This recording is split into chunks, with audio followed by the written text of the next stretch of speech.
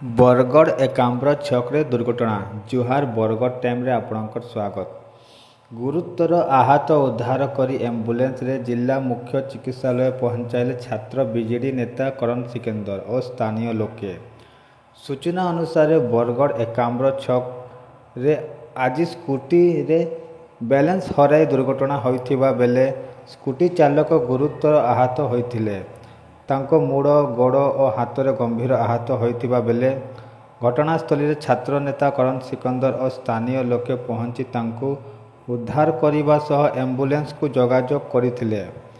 Ambulance रे जिला मुख्य चिकित्सालय निया जायथिबा बेले हेलमेट पिंधिथिबारु अधिक किछि होई नथिबा स्थानीय लोके जणाइछन्ति।